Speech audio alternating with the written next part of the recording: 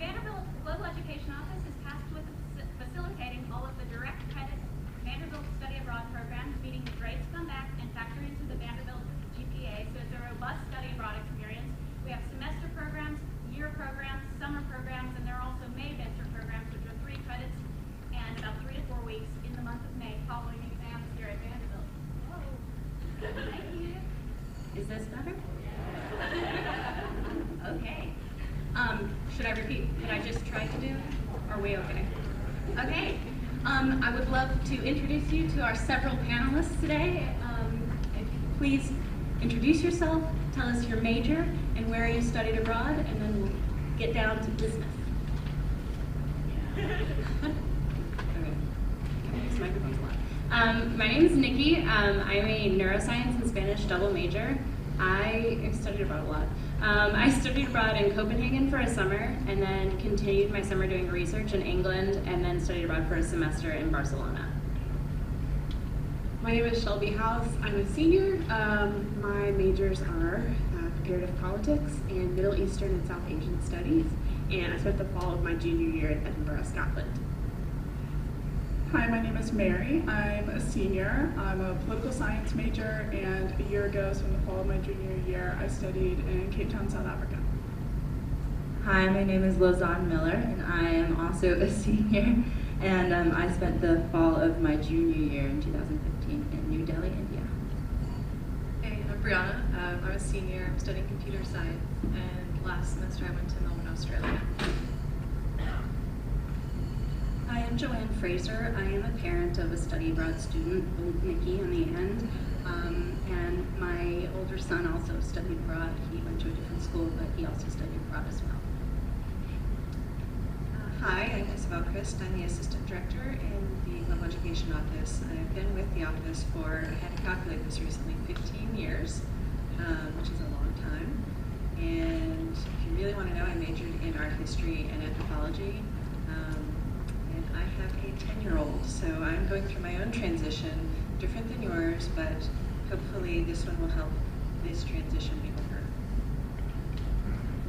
Fun extra fact is that Isabel, when she first joined the Vanderbilt Global Education Office, she was my own study abroad advisor, so I have a lot to be grateful for to get to work with her today. Now, I'd like to ask you all how you chose your study abroad program.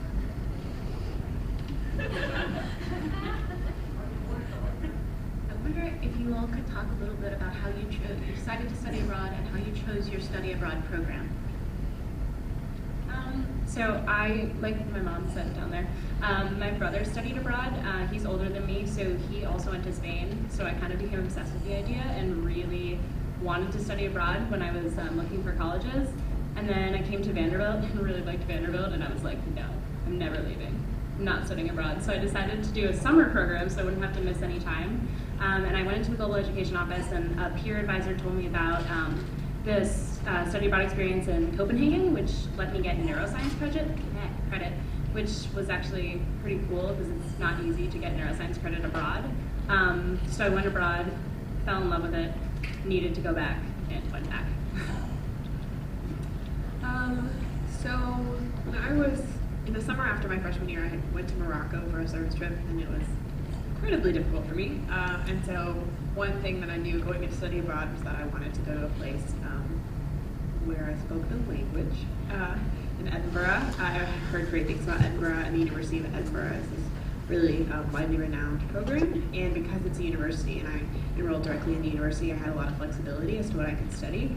So I majored in Middle Eastern and South Asian studies, which actually isn't a department here at Vanderbilt. But at Edinburgh, weirdly enough, I got to take these great classes, understanding Indian politics, and classes about South Asia at large, which I couldn't have had here. And it ended up being a wonderful experience. And Edinburgh was also in a place where I knew I could travel a little bit into Europe, which I had never really had the opportunity to do before. So it was a great choice for me.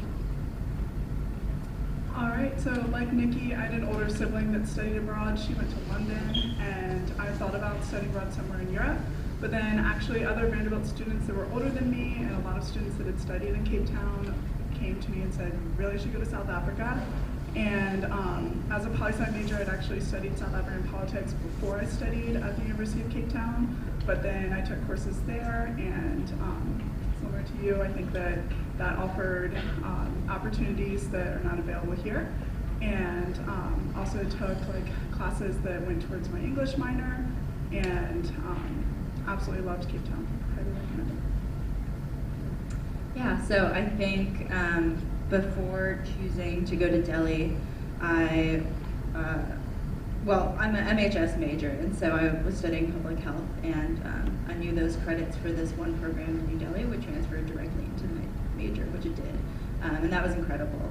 I'm also a transfer student too, and so just making up these sort of credits was a big thing for me. And I think I had always kind of had exposure to Indian culture. I have an uncle who's actually Punjabi, and so I think it's just it was a place that I've thought a lot about. I'd always wanted to go to and experience for myself, and that semester definitely let me do that. I'm also very interested in going into humanitarian aid work as well, and I think I was sort of conscious of that picking the program as well, because I like to see that you've been to countries that are maybe a little bit more rough, where you would have more of a rough experience than other students in various places. And so I think that will certainly reflect well just looking forward. So I've always known that I wanted to study abroad. I came in my freshman year with a 4-year plan with study abroad in that plan. And I also always knew that I wanted to go to Australia. And I actually ended up knowing a few people there before I went who lived there. They recommended Melbourne because there were a few other cities there. And that school is actually, I believe, the #1 school in Australia. People would be like, oh, you're studying at University of Melbourne, you must be smart. And I didn't know that before I went there. And they also offered a lot of courses in my major, computer science, which is a big deal, getting those credits for engineering. So I had to make sure of that, but it ended up working out really well. So. I wonder if Mrs. Frazier could please speak to some of the benefits she's seen in her children from study abroad, please. Sure. It really was amazing for both of them. We just saw so much growth, maturity, independence in each of my kids. It was amazing what they did that I never in a million years would have thought that they would have done, just all on their own. I just can't say enough good things about the experience that they both had, and it was just awesome for both of them. I wonder, since you've got the money, I wonder if you could speak to some of the concerns you had and any problem solving you all had to do in anticipation or during the study abroad experience.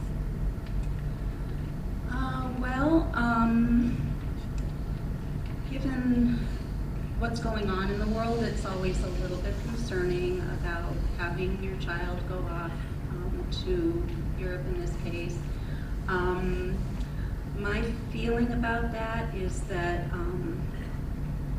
things can happen anywhere. Things can happen here just as easily as things could happen over there. So I just felt like this is an experience just that you have to live, and you can't be consumed by fear. And so I was just able to allow both of them to go, just knowing that.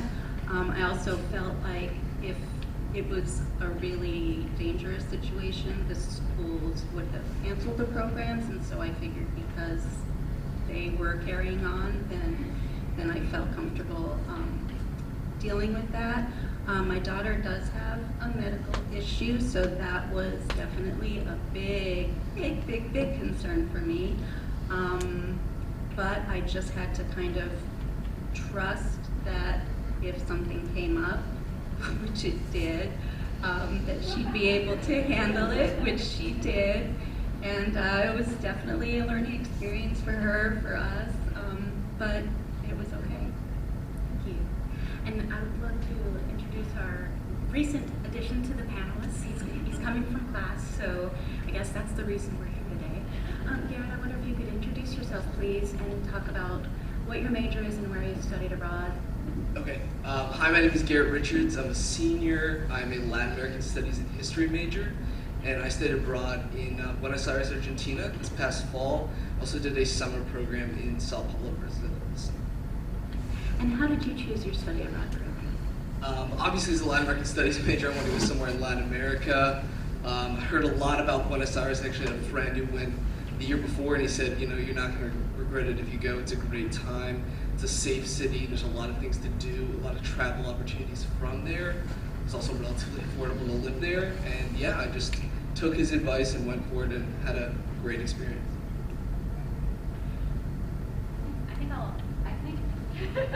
I think I will open it up to you all now for your questions, and I'll run around with one of the mics I've got up here.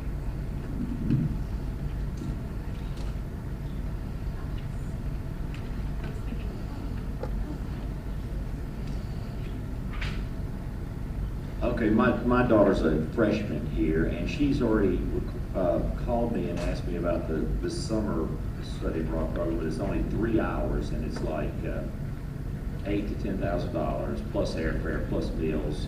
And it's like the first month of summer. I thought that might be a little expensive for what she got, but we're here because I want to find out about. I also know how many classes you take on the summer abroad if you do a whole semester, and how much money is that, and how many classes does she get out of that? Can somebody come and all that kind of stuff? We're trying to learn more about this program. Yeah, and Okay. Isabel will handle this one. She'll be an excellent first chance. Thank you. So the program that you're discussing is our Maymester program. So Vanderbilt has, some schools will have a Jan term. We have a May term called Maymester at Vanderbilt. And a lot of our Maymesters are strictly on campus, and they're sort of special topics. But then there's a handful, actually more than a handful, of Maymesters that have an abroad component. So some of those, they're 3-credit courses, and then they have a program fee that helps cover the costs beyond tuition. So the on-site travel, the meals that are included in part of it, and it varies on what's covered. And housing, obviously, is covered, and any sort of going into special events or exhibits, that kind of thing. They vary every year because they're faculty proposed and faculty led. And this year, I believe they are all going to be arts and science courses. So they will be administered out of the College of Arts and Science. We will process the applications. So they're a little bit different in that they're a course, and they're really all just 3 credits. It's a great opportunity for students who, you know, can't study abroad during the normal summer because they've got other obligations, like our athletes. Oftentimes, Maymester is the only time they can go, depending on their obligations elsewhere. The summer programs will vary. Nikki's program was, did you do just the 1 session? So she did 1 session in Denmark for 3 credits. And I want to say that was probably less expensive than the Maymesters. So it really varies as far as the program and the cost. But you could potentially do that same program and do 3 sessions, and the credits will vary. It's the 3rd session, 4 credits now. Is that right? So, yes, 6 plus 4, 10. Good. I'm working on 5th grade math, so that was really good. Anthropology major. Woohoo! Little known fact, there are actually 3 anthropology majors in the office. Did I get everybody? Yeah. So it varies. So some programs will be 6 credits, some programs will be 8, even 10. And so the Vanderbilt programs, because they're direct credit, that means that the courses and grades come back to Vanderbilt, and they factor into the Vanderbilt GPA. We charge Vanderbilt tuition. I say we, the university charges Vanderbilt tuition, plus a program fee that will often vary depending on the program. So that means the summer programs, if you're doing a 10-credit summer program, that's 10 Vanderbilt credits. So that does get expensive. For our semester programs, you're charged Vanderbilt tuition, whether you're on campus or off on our program. So the tuition won't change on that. Program fees may. Any Vanderbilt financial aid or any Vanderbilt scholarships will apply to our semester programs. They don't apply to summer, but there are competitive scholarships that students can apply for that can help offset the cost of the summer programs. Okay. this one is applied to Vanderbilt in France, and actually Vermont's. My two questions. Do they travel in a group? Are you traveling on your own? And does Vanderbilt have some sort of a discounted program for airfare for these students doing this? Excellent question. I do advise for the Vanderbilt in France program. Fun fact, Isabel's father was a faculty member here, and she has participated as a faculty member still program. But anyway, so there is not a discounted. Students are in charge of getting their own flights to and from. They may choose to work with other students and pair up and fly together. And as far as traveling goes, that program has classes 4 days per week, Monday through Thursday. So there is a lot of traveling that students can do. Some is organized through the program, and some they may do independently. It's really, what I have seen is students really tend to pair up and travel together. Some of it's organized by the program, some of it's independent, like they might go to Barcelona for a weekend.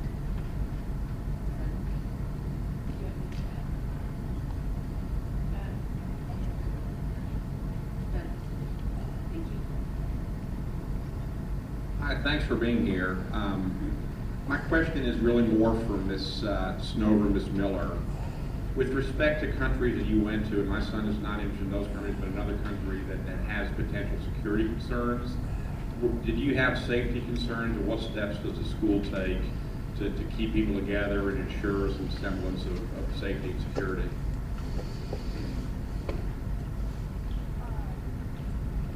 Personally, I never felt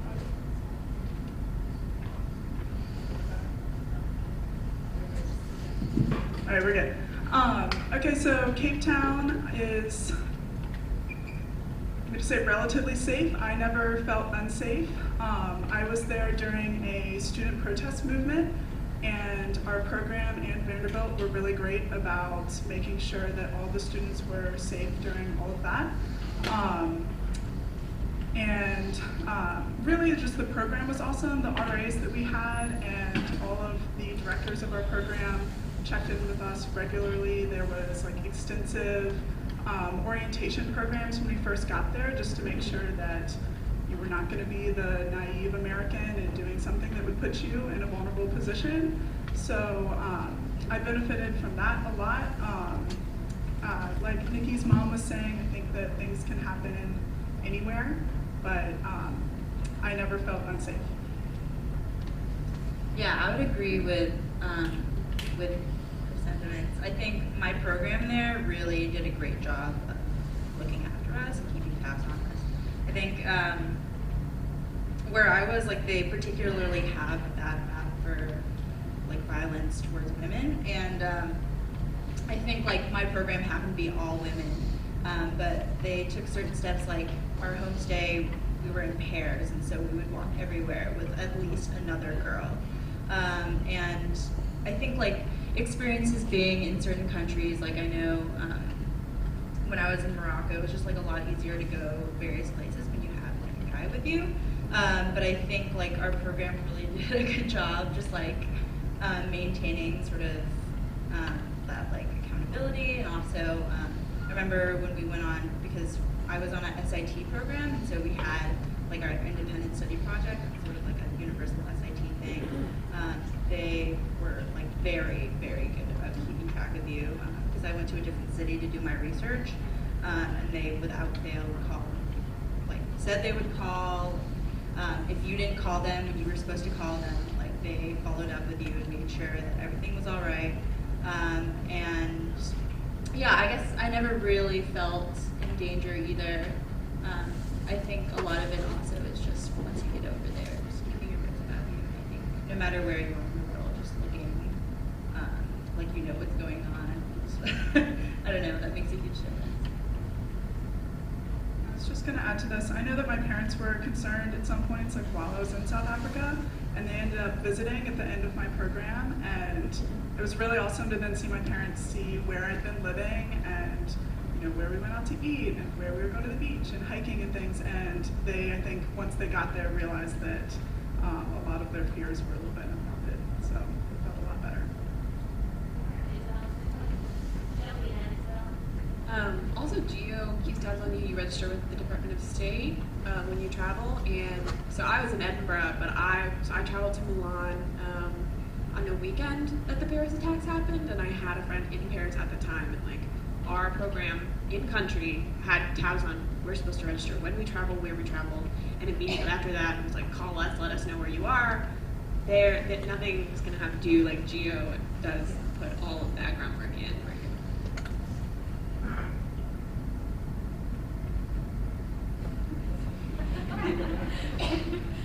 So obviously safety and security of our students is one of our top priorities.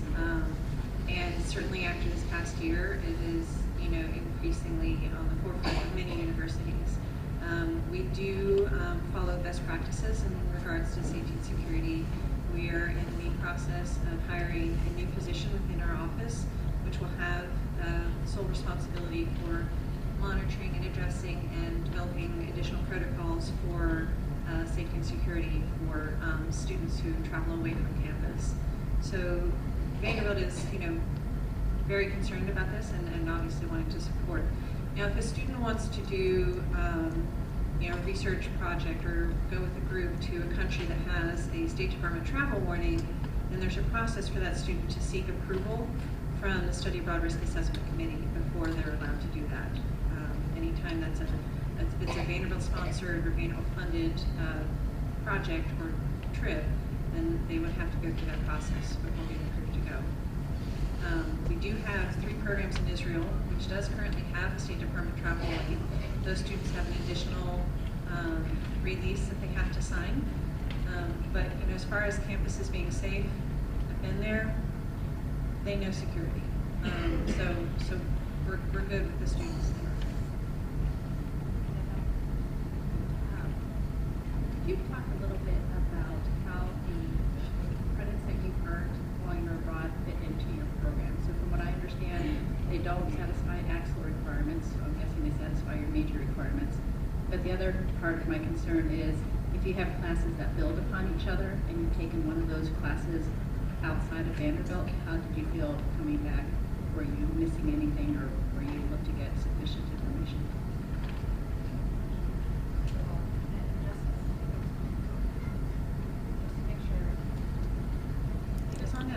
So Axel is an arts and science requirement only. So what the answers will be here will be specific to arts and science. The other colleges, their liberal arts core, function a little bit differently. So I'll answer this one. First of all, in terms of Axel, when you do go abroad, you do get the international segment of Axel. You get credit for that. It's just kind of a generic credit for that section. In terms of getting back and getting credit for classes, so it's kind of a varied process. A lot of times before you go, you can your students will look into what classes they can take and how they fit in. There's actually a tool run by the registrar that actually lists all the courses that have been pre-approved at particular programs. They can see what the class was and what it equates to in Vanderbilt. So when I went, I actually didn't have to do any legwork. All of the students who had gone before me had taken all the classes I took, and I got back and they were immediately credited to my major and to my graduation requirements. It was super simple. Some other people are gonna have to kind of work through the academic departments and ask them, please review this syllabus and see if this does equate to a class at Vanderbilt. Sometimes it doesn't equate to a particular class. Sometimes it kind of falls into a non-equivalency, so maybe an elective credit. But the process is pretty straightforward, and I'd recommend doing some work beforehand to look into kind of how you think you're going to line up. But it's really not that bad.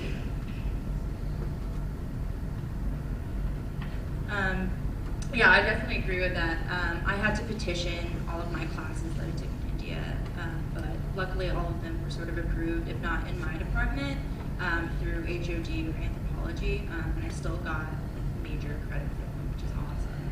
So I actually finished my major in India. But I think also, I don't know if anybody here is a transfer student, but I know a lot of transfer students kind of also worry about studying abroad because it might not fit in with credits and things that you need to get done for your majors and minors. But I would encourage you, if you're a transfer, to very much still look into study abroad, because I know, for me, it worked out very well. and I'm actually able to graduate early technically. So it really worked out. It's also pretty important to know that you can't take any classes pass-fail while you're abroad. So the classes you're going to be taking are going to count directly into your GPA when you go abroad. So there are a lot of classes, like you said, that you can find that count towards specific classes for your major and minor, but no matter what, those classes are going to go into your GPA. Can you tell us about the visa process? So my visa process was pretty easy because the program I was going with set it up sort of for us. So I collected all my materials, filled out forms, went to a notary, sent my passport in, and they went to an office for me. They went to the consulate in Chicago, I believe. So that was super easy for me. In terms of when I worked abroad, I used a visa that was for students that are studying specifically, so I couldn't get paid when I was abroad, which is something to think about if you're ever planning on like having an internship abroad. Like if you need to get a like tier 4 visa or something for getting paid, it's very different.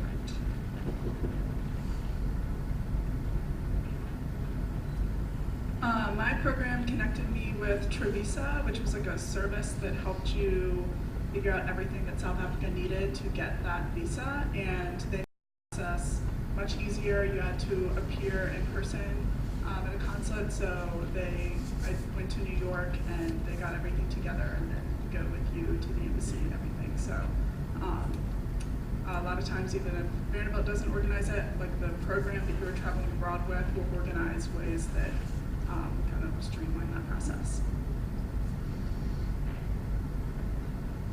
Yeah, I mean, just one thing, it's very country specific. I went to Argentina, I didn't even need a visa to go there initially. We actually put out the paperwork when we were there at the immigration office, and it cost maybe $50. I went to Brazil this summer, I needed to provide proof that my parents could give me money if I needed. I had their bank statements printed out and sent to the consulate.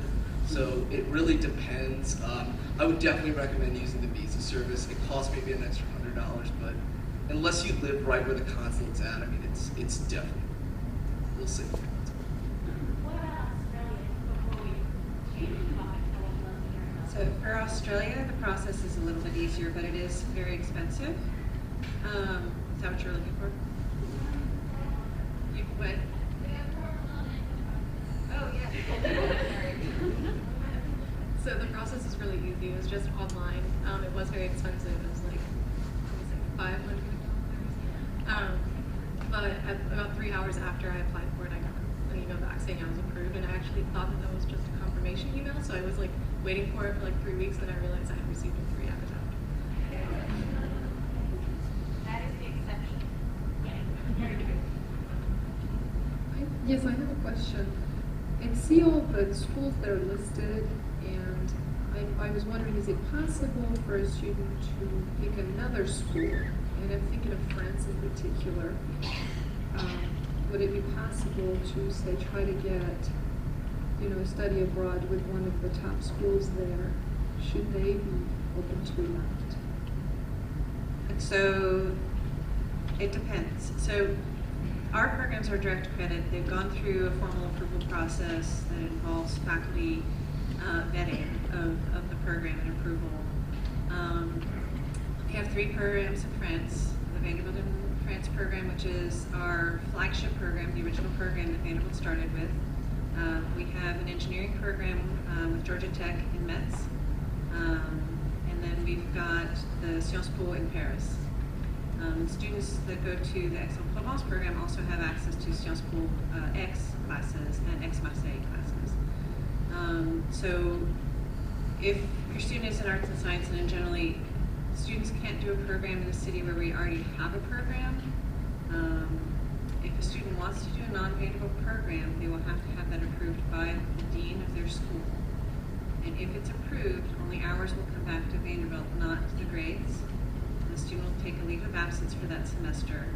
And any Vanderbilt financial aid or Vanderbilt scholarship will not apply for that semester away. Does that help? So for example, if you wanted to go to Sciences Po in Reims, to the grade school, the exchange agreement that we have with Paris is specific to Sciences Po Paris. So Reims would be one that you could potentially ask to go, but it has to go through that approval process, and then it's hours, not grades, and we can talk some more later. Hi, I have a question about when you're living with another family. My son's going to Geneva in the spring, and how you feel that is different than living in a dorm with other students and the travel back and forth if the house is not really near the school, and how meals and sort of interaction with that family and so on. Thank you. Well, I did live with a family in Argentina. I thought it was a great experience. It's definitely different than living in a dorm. I'm sure they can attest to that. You are, living in their house. I ate 2 meals a day with them, so I had breakfast and typically dinner. It's a little different. I mean, it takes a little bit getting used to. I was with a much older couple. They were in their 70s, but they were still working full time. That was really impressive, actually. And I loved it. I mean, it was a great experience. I got to learn. Really, my Spanish practice there was great. I mean, you have to speak English when you're with them. And I learned a lot more about culture. It was the election cycle in Argentina at the time, so we talked about politics every night. I got a lot out of it. It's definitely different. It's a little harder to maybe meet local students, and sometimes it makes it a little bit more challenging to get together with other kids in the program, but you can work that stuff out. I think there's definitely pros and cons to both housing option, but I did the homestay, and I had a great experience. It definitely worked a lot. Yeah, I definitely agree with that. I really loved my homestay, and I think I got to see another side of Indian culture that I definitely would not have otherwise. And I think just talking to friends of mine who had stayed in dorms and other study abroad programs, it depends on the school and the program, but I feel like you may or may not be with other American students, or you may or may not be with students from that host country. And so I think a homestay is just a great way to make sure you're sort of immersed in the culture. And I definitely agree. I think there were some hard things about it, and definitely some things oddities, you're living with just a new family that you just need to get used to. But I really got a lot out of it, and I think a lot of the girls in my group too got to know some people their age through their host family. So I wouldn't say as well go into it assuming that you won't meet people through your host family. And I think just a lot of family members and host brothers and sisters, those really make a huge difference too. I can speak to the other side of that. I lived in an apartment in Barcelona. So it was me and 2 other girls from my program, and then a Spanish student. And it was great, but my biggest regret is that I didn't live in a homestay. So most of my friends in the program lived in homestays. I actually begged one of my friend's homestay's moms to adopt me into their family. I'm probably much poorer now than I would have been if I had lived in a homestay where they were cooking food. And one of my favorite stories is that we got back from traveling on the weekend, and we were so exhausted, and we went crawling into our rooms. And she texted me and was like, "Oh my gosh, my homestay mom made me fresh rolled sushi and sangria." And I had rancid mashed potatoes because that's all I had in my fridge. So I'm really jealous of them for staying in homestays. Their Spanish was a lot better. Speaking the language with them. I still talk to my friend's homestay mom, but she does obviously too, but they're great people. They really are. I was wondering if you folks could comment on the timing of doing the study abroad. I know, Nikki, you did a summer as well as, it sounds like most of you have done something in the, sounds like junior year fall. And I don't know if any of you did a Maymester, but I was wondering, if you guys could talk about sort of the pros and cons of doing summer versus the junior year, and what you all would, do looking back on it. I say do both if you can. So definitely the con of summer is it's just not long enough, which is the reason that I really wanted to go back again, because I was in Europe, I was only in the program for 3 weeks, which is just, it's not enough time. I was in Europe for, I guess, 2.5 months, but I just wanted more. And I've seen that a lot with people that study abroad for the summer. I loved the semester program. It was long enough, well, it wasn't long enough. Nothing will ever be long enough. But it was a really great program. So I went in the spring of my junior year, and my program was a little different. So it started like really late January and ended like June 1st, I think. But the only con of that is that all of my friends who were seniors were gone, and I didn't get to see them the last semester. I think if I could have done fall, I might have thought about that to see them, but in terms of pros and cons between the summer and a semester, the summer is really good if you really can't fit in a semester study abroad, but then to that I always say, you can. You can.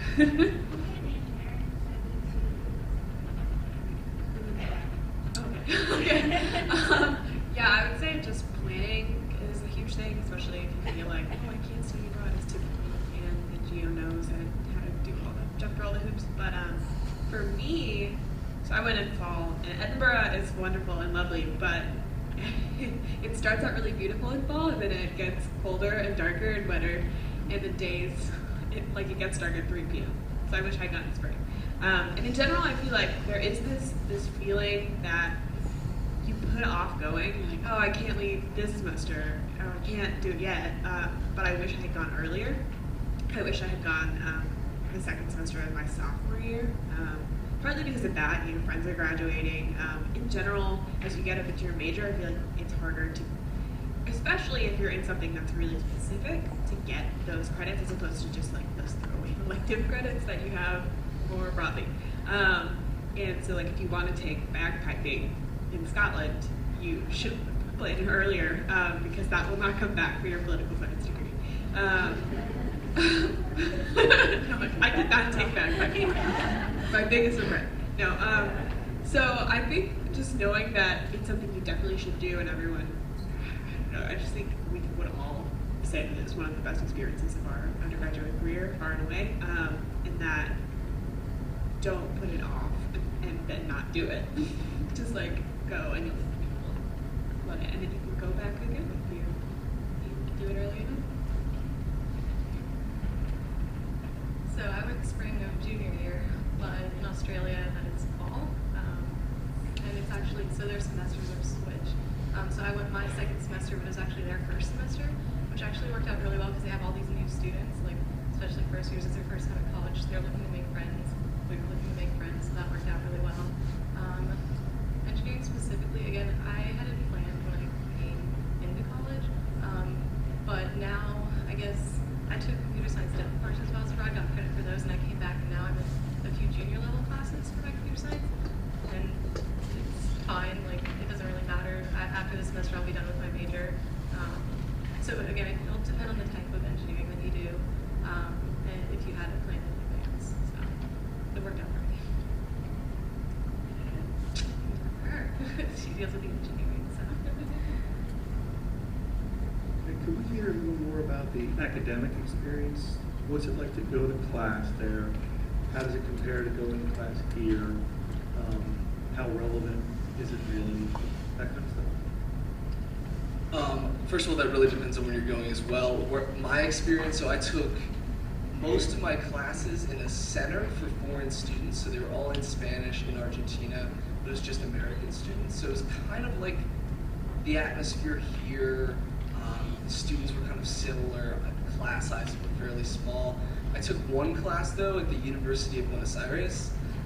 The class had about 300 people in it.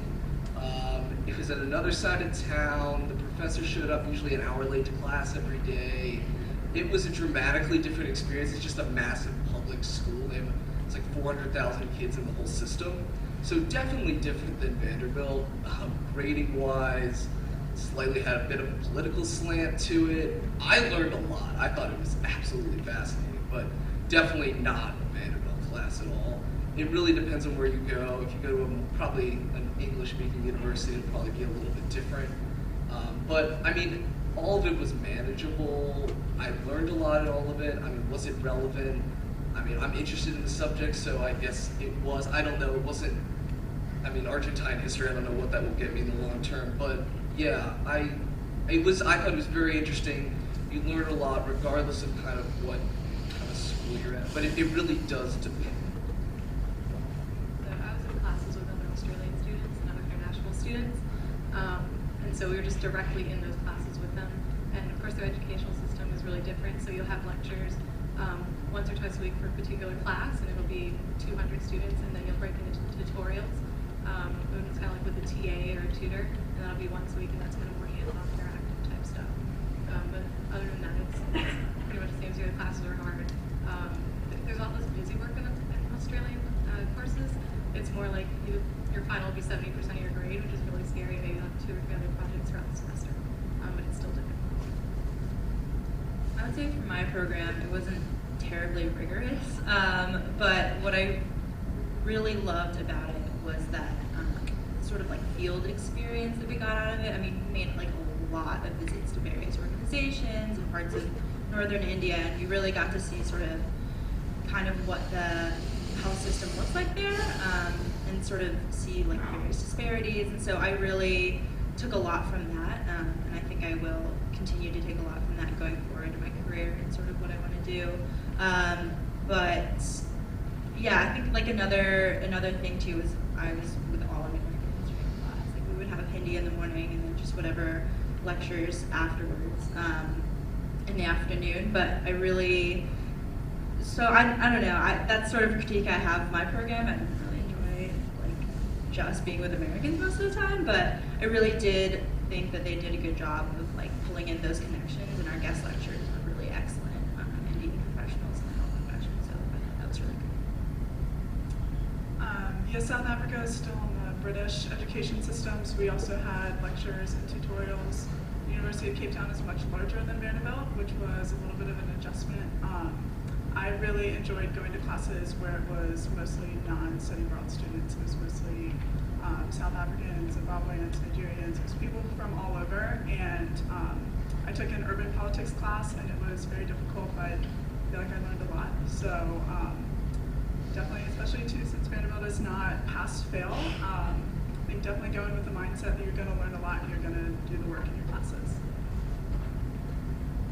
Yeah, before Edinburgh at orientation, the study abroad program likes to emphasize that typically your GPA will go down because it is hard.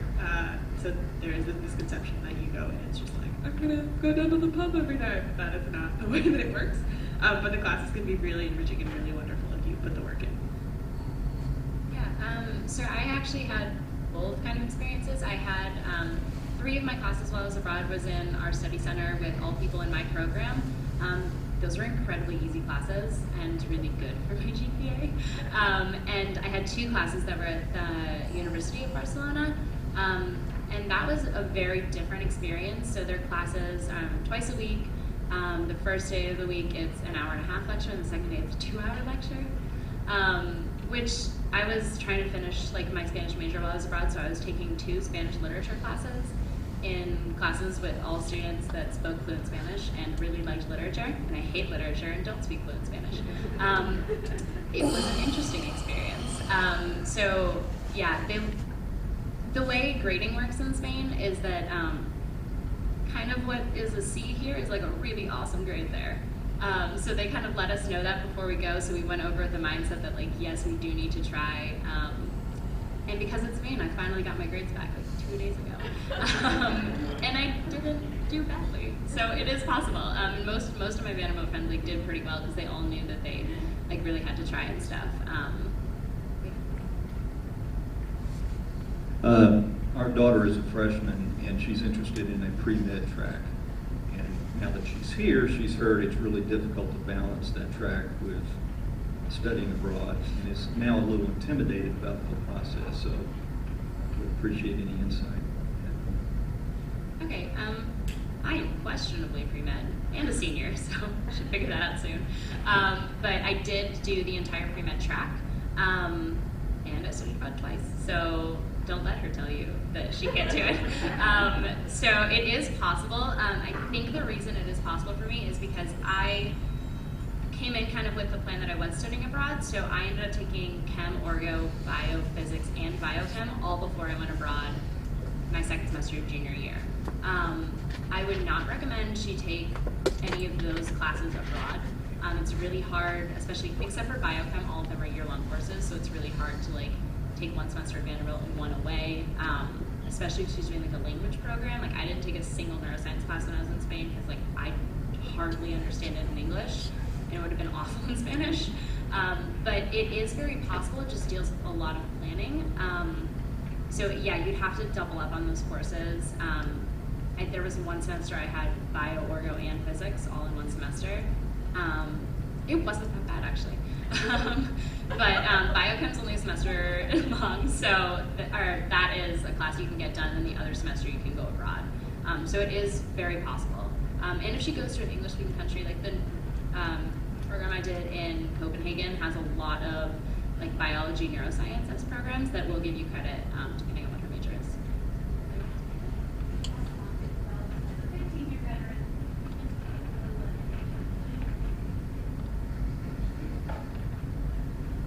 So in my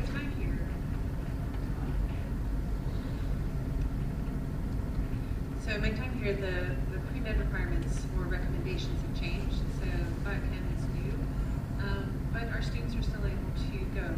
And with my person for engineers, one of the main things that we focus on is looking at your 4-year plan, meeting with your academic advisor, making sure you know where the flexibility lies in your schedule. And I would say the same is true for anyone with pre-med. So when you're making that 4-year plan, put in your pre-med requirements and see how they all fit in. Think about when you're going to take the MCATs. And, so you meet with your academic advisor for your major, and then I would meet with the Office for Health Professions. That's her name again. Thank you. And they have a listing of the recommended requirements and recommendations for when you take them. So orgo, the organic chemistry, they usually recommend in your sophomore year. Now, we do have one study abroad program that actually offers organic chemistry, which is equivalent to our organic chemistry in the same semester, and that's at University of Chicago. Most of our students aren't thinking about studying in their sophomore year, so it really just depends on the student. And I would also consider summer. Summer at a school near you. You could take physics, for example. You could do orgo in the summer, and that also helps open up more opportunities for semester study abroad as well. But we definitely have pre-med students who regularly study abroad. I guess I wanted to hear more about Can I just say one thing about that? Sorry. When my daughter took bio, orgo, and physics all in the same semester, I thought that she was absolutely insane. I could not believe that she was doing that. I tried to talk her out of it in a million ways, but she never listens to anything that I say anyway. So, but now that she did do the study abroad program, and because she did work her schedule around in that way, I think it was awesome that she did that, because this study abroad experience was so wonderful and so powerful, I think. So I'm really glad that she did do it that way, even though it was a stressful semester for her. I'm also only taking 2 classes next semester, so I did a little too much at the beginning. Not everyone has to do that. I wanted to ask more about, or wanted to hear more about the Maymester program and the courses offered for that. So for Maymester, because they're proposed and offered out of College of Arts and Science, that proposal process is underway right now. And Arts and Science will announce in mid-November, early November? Okay. So they'll announce in November what courses they will be offering of Maymester with an abroad component. If you go to our website now and you look up Maymesters under our programs, you'll see the listing for last year. And that will give you a good idea of the types of courses that will likely be offered. Again, some of them are offered regularly, and some will change every year. It just depends. But that will give you, if you look there, you can get an idea for what kinds of courses will be offered. Right now, the listing on the ANS website I looked the other day does not have the courses, so it also does not have the costs from last year.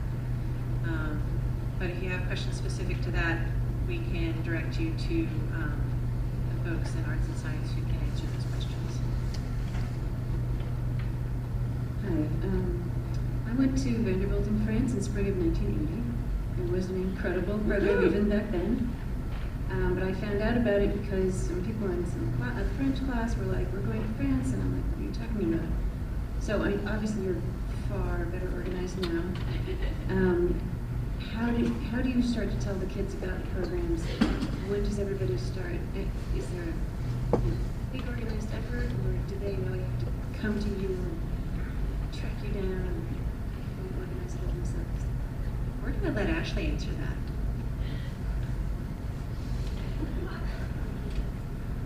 I'm a study abroad advisor, but another component of my position here at Vanderbilt is outreach, and we do a lot of tabling, just being present as we're on campus because we're in the Student Life Center, and that's not in the general trajectory of student movement unless they live in Branscombe and really like to eat at Rotiki.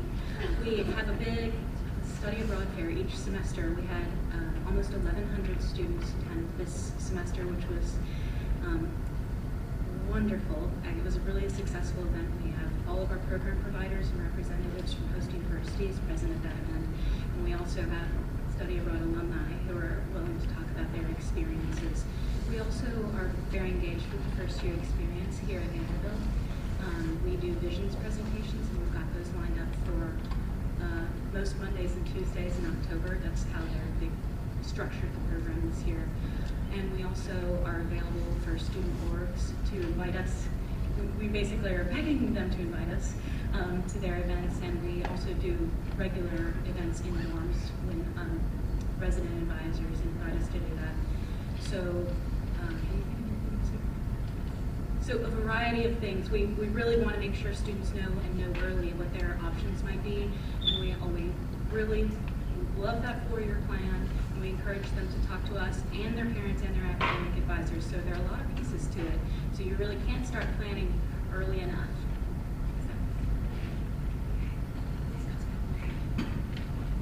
For the semester abroad programs, is there a headcount limit, or as long as you apply before the deadline and meet the requirements, are you usually getting in? Some programs will have caps. It just depends on the program. When I started, we had 60 students in one location. And when I went to my first conference in the field, I said where I was from, and they're like, oh. And so we learned perhaps having 60 students on that particular program was not a good idea because it didn't go well for shenanigans, I guess we would say. I think we learned a lot, but so, we do have caps on some programs don't. Our program in Denmark is a very large program. We just finished, the representatives came down, they interviewed all of the applicants, and we should be getting those decisions soon, and that would be probably our largest single program that we have. I'm not entirely sure how that's all going to shake out as far as numbers, but it may be close to that first program that we have. Some programs are exchanges, and so it will be determined on, we're receiving the host university students, and we're sending them students, and we have to figure it out. So it just depends on the programs and how many we can accommodate for each program.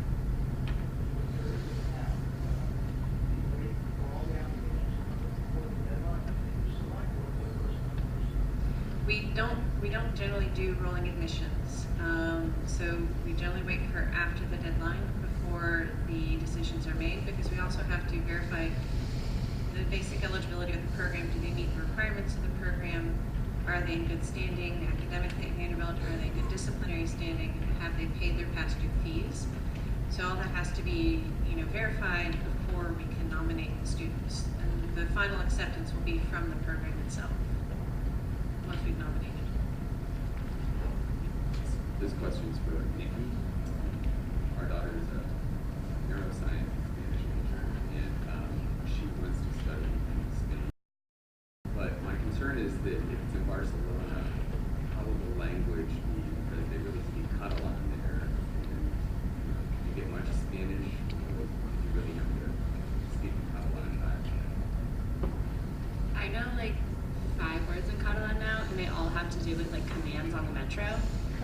which they also say in Spanish. I just like got used to hearing like doors are opening in Catalan.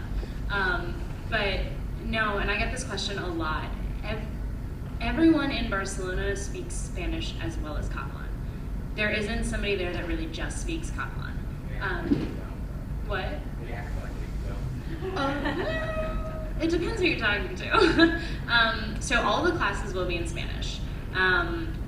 The classes you take in the university, we have a list to make sure we know which classes specifically are taught in Spanish as opposed to Catalan, and the majority of classes are taught in Spanish.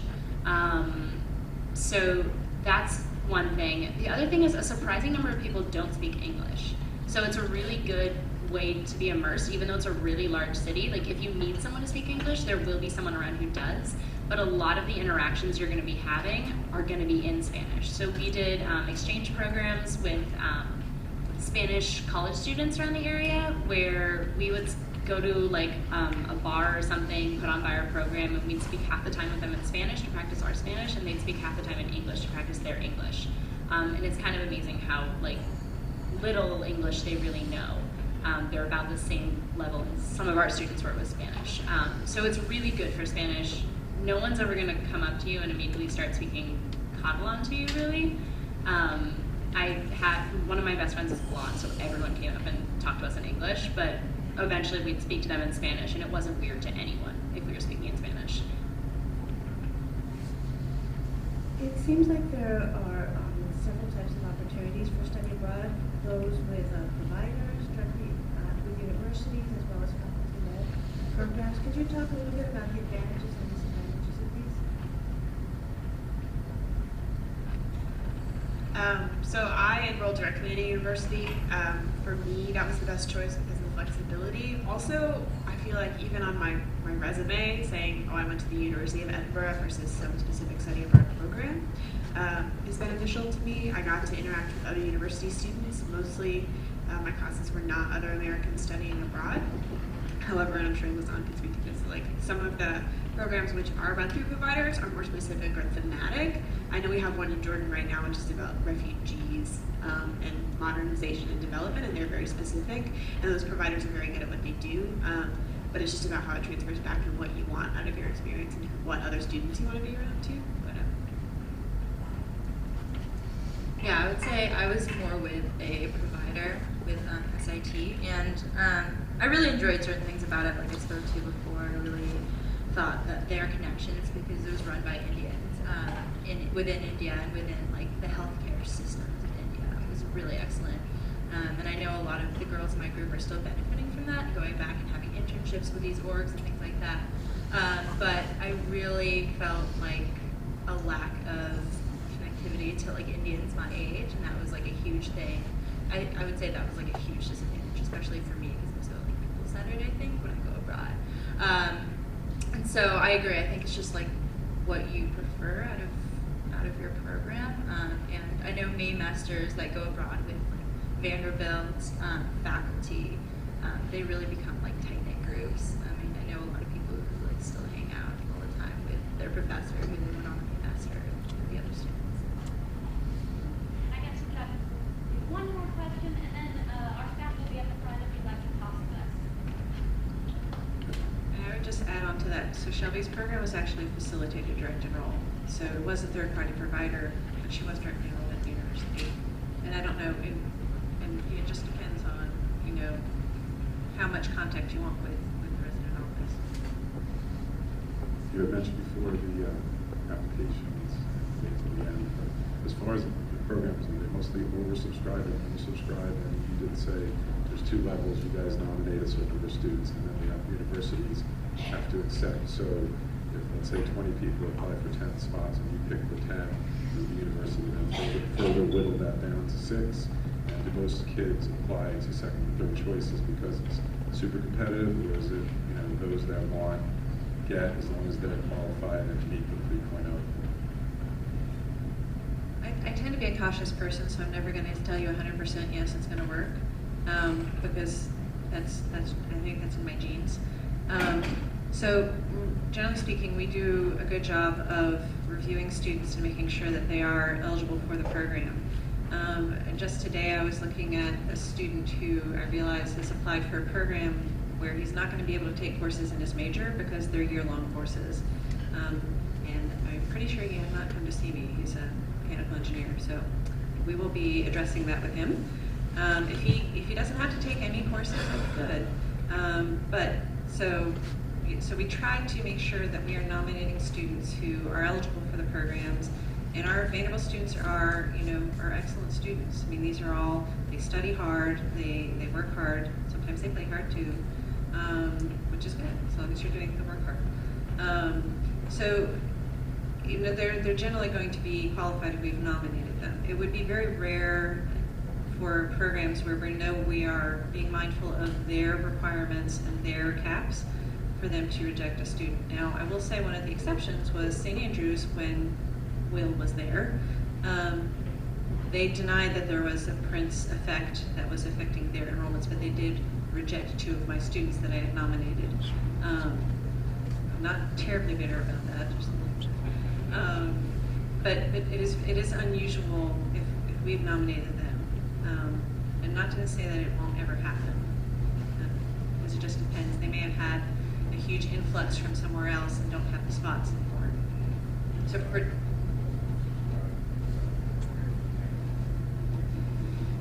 if we're communicating with the provider, the program, and they're telling us they can only take 10 and we've got 20 applicants, then we will work with the program to see what kinds of students they're going to want out of that group. And then we will work with the students to find alternate programs. A lot of our students do apply for alternates. They can apply for up to 4 programs. And we're seeing a lot of students applying for alternates this spring, more than usual. So I think they're really doing a good job of covering their bases. Thank you all so much for being here today. We're grateful to see you. Special thanks to all of our panelists. And if you haven't gotten enough of Study Abroad today, we do have an open house in Suite 103 in the Student Life Center from 1 to 3 p.m. with light refreshments. And all of the Study Abroad, Badger, you can